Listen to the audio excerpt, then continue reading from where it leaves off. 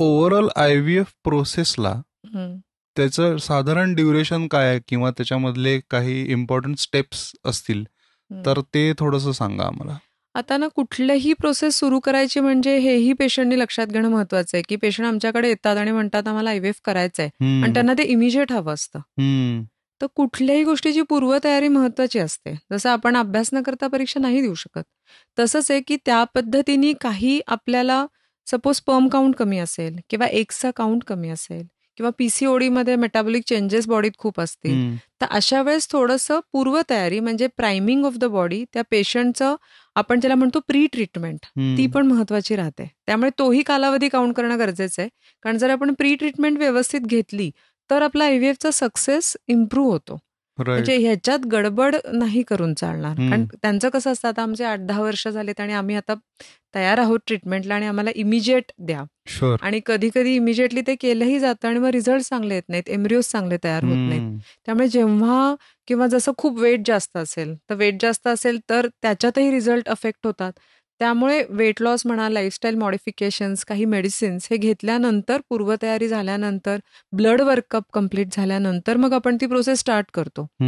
मग एकदा का ती प्रोसेस सुरू झाली की जेव्हा आपण ठरवतोय की आता इथे ही प्रोसेस आपण स्टार्ट करतोय, मग ती फार मोठी लेंदी प्रोसेस नाहीये. त्याच्यामध्ये कसं होतं की जेव्हा आपण एखादा प्रोटोकॉल, प्रत्येक पेशंटचं वेगळे इंजेक्शन्स असतात, त्या प्रत्येक पेशंटच्या स्वतःच्या ब्लड रिपोर्ट्सवर, तिच्या वेटवर, तिच्या आधीच्या रिस्पॉन्सेसवर, या सगळ्यावर ते इंजेक्शन्स कुठले द्यायचे ते ठरवलं जातं. आणि मग त्या पेशंटला पिरियडच्या शक्यतो सेकंड डे पासून वगैरे ही ट्रीटमेंट सुरू होते. त्याच्यामध्ये आपण जे काही इंजेक्शन्स देतो ती साधारण 10 ते 12 दिवस रोज इंजेक्शन्स असतात.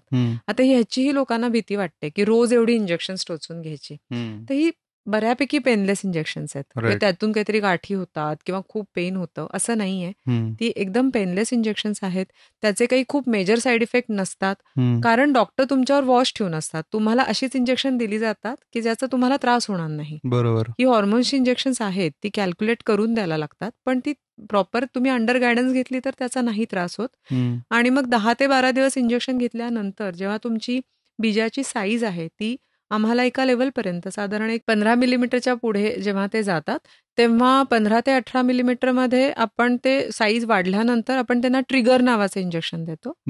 ट्रिगर इंजेक्शन दिल्यानंतर ती परिपक्व होतात बीज, आणि ट्रिगर इंजेक्शन दिल्यानंतर ती फुटू दिली जात नाहीत शरीरात.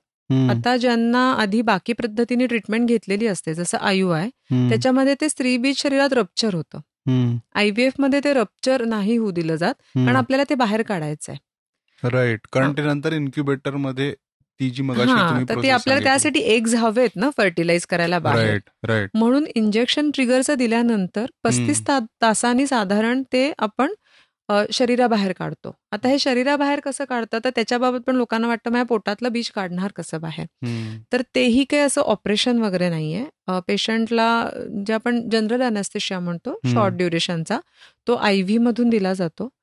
सिझर सारखी काही स्पायनल अॅनेस्थेशिया किंवा कमरेत भूल नसते. मग त्याच्यानंतर पेशंटला जसं ज्या पद्धतीने ट्रान्सव्हॅजायनल सोनोग्राफी केली जाते, त्या सोनोग्राफीच्या प्रोब मार्फतच एक निडल इन्सर्ट करून ते व्हजायनलीच ते आपण एग्स काढून घेतो बाहेर ओव्हरीतून. आणि ते त्याही दरम्यान पेशंटला काही त्रास होत नाही, कारण पेशंट अंडर अॅनेस्थेशिया असतो, भूल दिलेली असते. मग ती एग्स काढून घेतल्यानंतर आपण ती एग्स लॅबमध्ये देतो, जिथे एम्ब्रिओलॉजिस्ट त्यांचं पुढे काम सुरू करतात. आणि मग पेशंटला ओटीच्या बाहेर घेतलं जातं.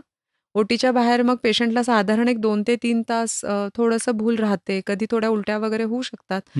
नॉर्मली पोटात एक 2-3 दिवस ओटी पोटात जडपणा जाणवणं वगैरे ह्या गोष्टी होतात. पण सेम डे पेशंटला डिस्चार्ज मिळतो, म्हणजे त्यासाठी कुठे ऍडमिट राहायची गरज नाहीये. बरोबर. आणि इव्हन म्हणजे खूप जास्त आपण कामाला जात असो, तो खूप जास्त सुट्टी टाकायची वगैरे पण गरज नाहीये, कारण 1-2 दिवसात वगैरे तुम्ही रिझ्यूम करू शकता. आणि ह्याच्यानंतर मी असं म्हटलं की हे जे आपण आता एग्स म्हणजे स्त्रीबीजांड काढून दिलेली आहेत, त्याच वेळेस त्याच दिवशी आपण हजबंडला स्पर्म द्यायला सांगतो. मग आता हे स्पर्म दिल्यानंतर मग हे स्पर्म्स मी मगाशी सांगितलं तसं ते स्पर्म्स आणि एग्स म्हणून आपण एम्ब्रिओज तयार करतो. बरोबर. आणि मग हे जे एम्ब्रिओज आपण बघतो, नेहमीची साधारण आता अशी प्रोसिजर आहे की ट्रान्सफरचे 2 प्रकार आहेत एम्ब्रिओ ट्रान्सफरचे. एक तर फ्रेश एम्ब्रिओ ट्रान्सफर.